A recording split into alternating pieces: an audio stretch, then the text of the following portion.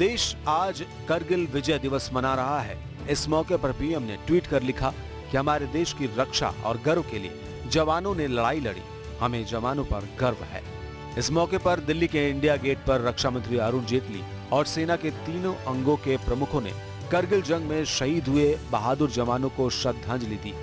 1999 में भारतीय सेना ने करगिल में पाकिस्तानी घुसपैठियों को खदेड़कर भारतीय जमीन से बाहर कर दिया था।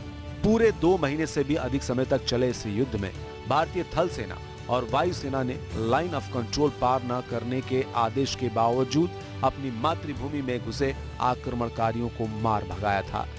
ऑपरेशन विजय नाम के इस मिशन में 530 भारतीय वीर सपूतों ने अपने प्राण न्योछावर किए थे। आज देश में सवाल उठ रहा है कि क्या एक और सीमित युद्ध लड़ने का समय आ गया है? डोकलाम मुद्दे पर चीन से लगातार मिल रही धमकियां क्या देश को एक और युद्ध की ओर ले जा रही हैं? चीन की विस्तारवादी नीति के कारण दूसरे पड़ोसी देशों के साथ भी उसके रिश्ते अच्छे नहीं हैं। साउथ चाइना सी में भी उसने इंटरनेशनल कोर्ट ऑफ जस्टिस के फैसले को मानने से इनकार कर दिया और अब डोकलाम इलाके में भूटान को धमकाकर वो पक्की सड़क बनाना चाहता था। जब भारतीय सैनिकों ने उसको रोका, इस कदम से बौखलाकर चीन भारत को मौके पर से ही अपनी सेना हटाने और युद्ध की धमकी दे रहा है। चीन भारत का पुराना दुश्मन रहा है। वैसे पीएम मोदी की माने तो दोनों देशों के बीच सीमा पर बहुत सालों से तनाव बरकरार रहते हुए भी एक गोली नहीं चली। चीन ने हमेशा पाकिस्तान को भारत के खिलाफ उकसाया है। एनएसजी में भारत के प्रवेश का मुद्दा हो या फिर आतंकी मसूद अजहर को यूएन में अंतर्राष्ट्रीय आतंकी करार देने की बात हो, चीन ने भारत के प्रस्ताव का विरोध किया है। कश्मीर की मौजूदा समस्या के लिए मुख्यमंत्री महबूबा मुफ्ती और दार्जिलिंग हिंसा के लिए मुख्यमंत्री ममता बनर्जी चीन को जिम्मेदार ठहरा चुके हैं। हाल में सेना के वाइस चीफ लेफ्टिनेंट जनरल शरद चंद्र ने कहा कि भारत और चीन के बीच हिमालय है, फिर भी चीन हमारे लिए खतरा बना हुआ है और आगे भी बना रहेगा। पूर्व रक्षा मंत्री मुलायम सिंह यादव ने भी लोकसभा में चीन को पाकिस्तान से बड़ा खतरा बताया।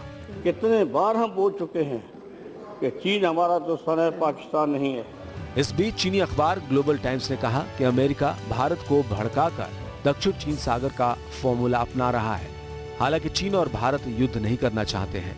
पश्चिमी देश भारत और चीन को सैन्य संघर्ष के लिए उकसाकर रणनीतिक फायदा लेने की जुगत में है। अखबार ने आगे कहा कि चीन अमेरिका की दखल की वजह से अपने भूभाग की सुरक्षा करना नहीं छोड़ सकता है।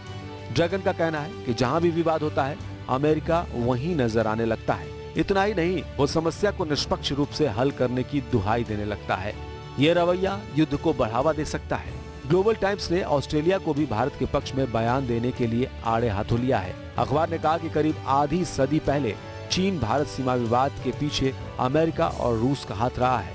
चीनी अखबार ने इससे भारत को न सिर्फ सीख लेने की नसीहत दी, बल्कि उसने ये धमकी भी दी है कि भारत को इस बात को समझना चाहिए कि चीन दुनिया की दूसरी बड़ी अर्थव्यवस्था है।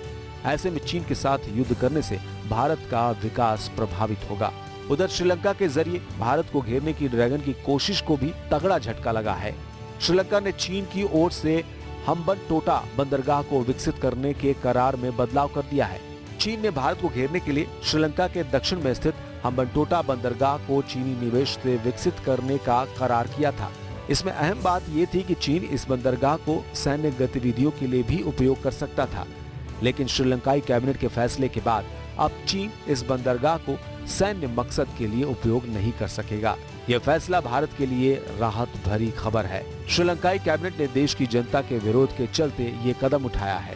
हाल ही में श्रीलंका की जनता ने अपनी सरकार पर हम्बनटोटा बंदरगाह को चीन के हाथों बेचने का आरोप लगाकर विरोध प्रदर्शन किया था। वहीं भारत ने भी आपत्ति दर्ज की थी। Bureau report, APN.